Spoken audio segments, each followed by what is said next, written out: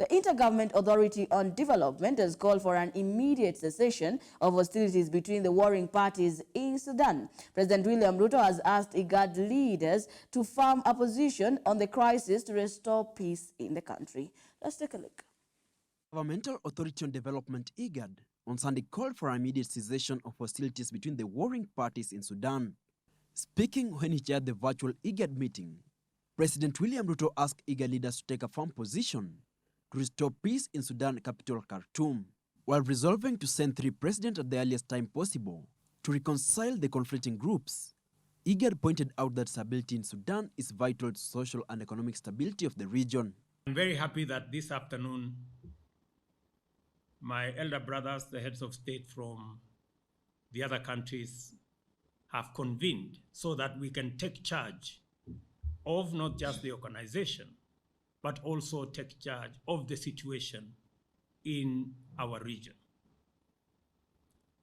Because of where we are and the real danger that Sudan faces today with the sporadic fighting, and therefore I have 3 suggestions to make.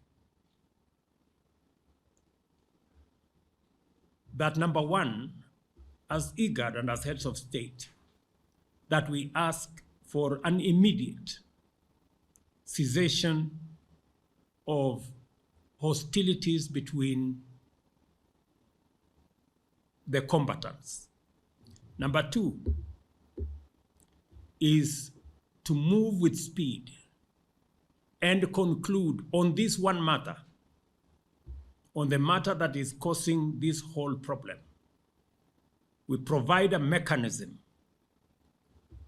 as Igad, together with our partners, on how this single matter of integration of RSF is resolved.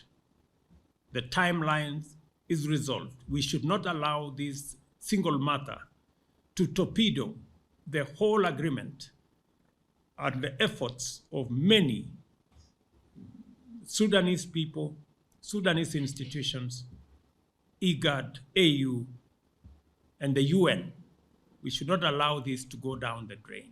We should resolve that single matter as a matter of urgency. And number 3, that we need to send a high-level delegation to Khartoum as and when it is practically possible, but in any case, at the earliest possible. President William Ruto joined President Salva Kiir of South Sudan, Yoweri Museveni of Uganda, Ismail Omar Guelleh of Djibouti, and Hassan Sheikh Mohamud of Somalia for the virtual meeting of head of states to discuss the crisis.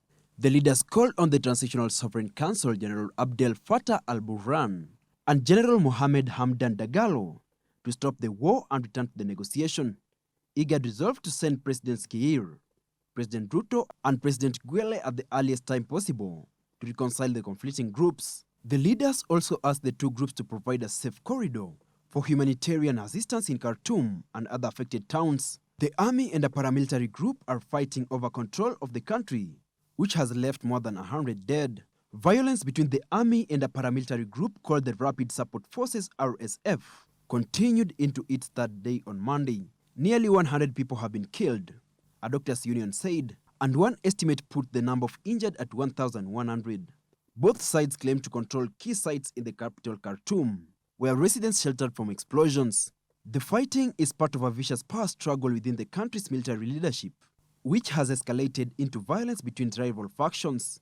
The 2 men at its center disagree over how the country should transition to civil rule. Sudan has been run by generals since a coup overthrew the long-standing authoritarian president Omar al-Bashir in 2019. Hilary Kabila, GBS News.